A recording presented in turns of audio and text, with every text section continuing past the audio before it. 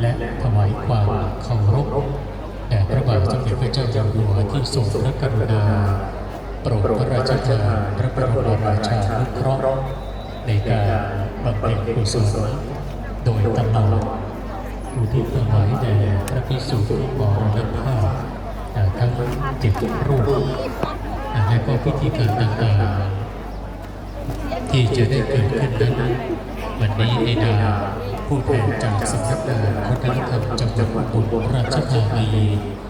สำนักงานพระพุทธศาสนาจังหวัดอุบลราชธานีจะได้เป็นผู้แทนของคณะญาติในนามพุทธศาสนิกชนจะได้ประกาศหมายรับสั่งสำนักพระราชวังและประกาศพระลิขิตสำนักงานเลขานุการสมเด็จพระสังฆราช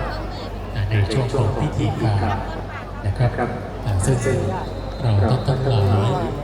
ที่อยู่ภายในสนามของพิธีนั้นจะได้ทราบถึงการได้รับพระมหากรุณาธิคุณ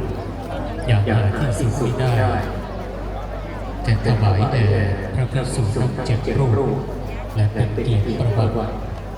ในวาระสุดท้ายแห่งชีวิตที่พระภิกษุผู้ปฏิบัติดีในการออกทุดงค์จึงได้ถึงแก่มรณภาพลงวันนี้ในนามครอบครัวทั้ง7 ครอบครัวน้อมสำนึกในพระมหากรุณาธิคุณและพระเมตตาคุณในโอกาสที่ได้รับพระมหากรุณาธิคุณโปรดพระราชทานในการครั้งนี้ตลอดถึงได้รับพระเมตตาคุณอย่างยิ่งในเจ้าพระคุณทรงเป็นพระสังฆราชส่วนอื่นๆตอนนี้ก็คงจะเข้าที่เป็นที่เรียบร้อยรอเพียงกำหนดการอีกสักครู่หนึ่งนะครับส่วนการปฏิบัติวันนี้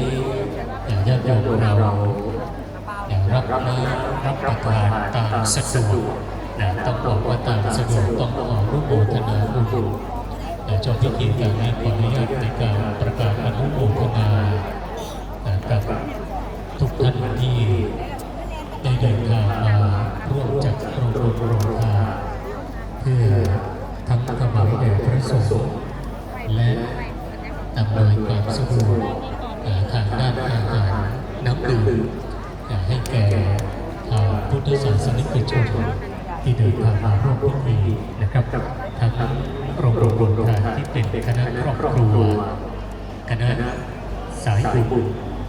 จากทุกวัดทุกอารามทั้งการนำในความเมตตาของคณะสงฆ์จากทุกวัดทุกอำเภอและก็ส่วนราชการทั้งในและ